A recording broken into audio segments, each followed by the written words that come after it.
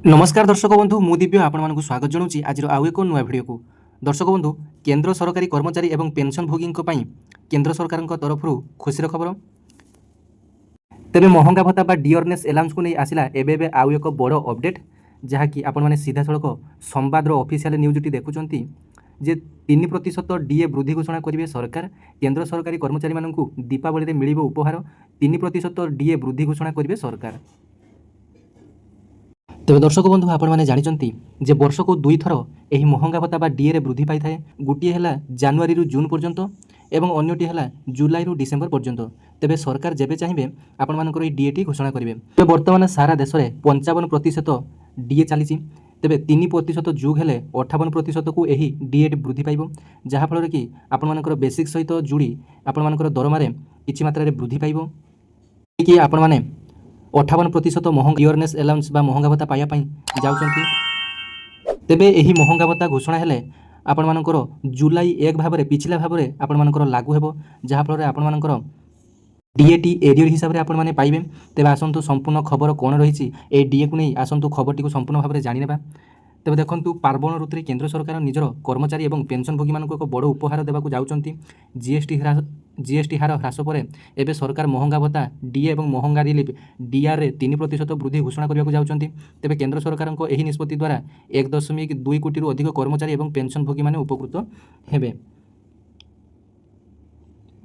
तेबे सरकार सूत्रु मिलता सूचना अनुसार एने घोषणा अक्टोबर प्रथम सप्ताह करा जाय पारे। बिजनेस टुडेर एक रिपोर्ट अनुसार सरकार यह घोषणा स्वतंत्र भाव में दीपावली समय को बाछिंट जहाँद्वारा कर्मचारी और पेंशन भोगी मैंने यह घोषणा माध्यम पार्वण ऋतु में अतिरिक्त सुविधा पाइपर। तेबे डीए वृद्धि घोषणा पर कर्मचारी मानकर डीए 55% रु 58% को वृद्धि पाइब। यह वृद्धि जुलाई 2025 रु कार्यकारी हेबो बोली कहा जाउछि। अर्थात कर्मचारी और पेंशन भोगी मानू जुलाई रु सेप्टेम्बर पर्यंत 3 मासर बकेया मिलिबो जहाँ अक्टोबर मासर दरमा सहित दियाजिबार संभावना रही।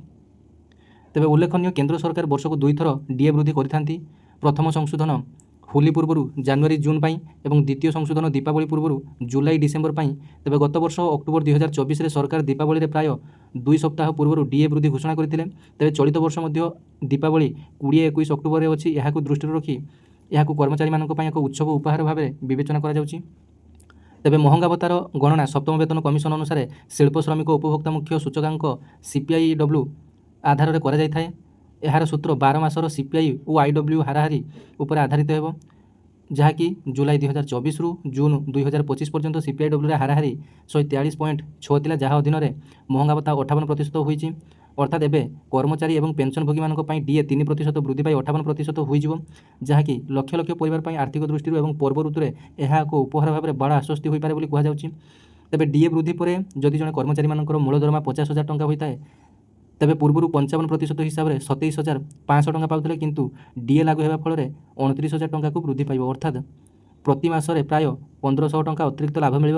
अर्थनीतिज्ञ मान अनुसार बर्तमान यह डीए वृद्धि कर्मचारी और पेंशन भोगी को क्षणस्थायी आश्वस्ति प्रदान कर किंतु अष्टम वेतन कमिशन लागू होगा पर प्रकृत परिवर्तन देखा जहाँकि सबुठार बड़ कथा अष्टम वेतन कमिशन 2026 जानुरी मासरू लागू होगा कथा। तेज बर्तमान पर्यंत सरकार तरफ कौन निर्दिष्ट सूचना आसी ना जे अष्टम वेतन कमिशन आपर केबे लागू हो। तो जब भी लागू होना कहीं आपर एरियर हिसाब से 2026 एक पाखर आपर मूल दरमाटी मिलवाई जाऊँगी अष्टम वेतन कमिशन लागू हेले। तेबे यहाँ थिला आपण बड़ खबर जहाँकि ये डीए वृद्धि को नहीं। तेबे सारा देशर लक्ष लक्ष केंद्रीय कर्मचारी पेंशन भोगी गोटे खुशी खबर। तेबे जदि वीडियोटी भल लगे गोटे लाइक करेंगे, चैनल को फॉलो करेंगे। धन्यवाद। जय जगन्नाथ।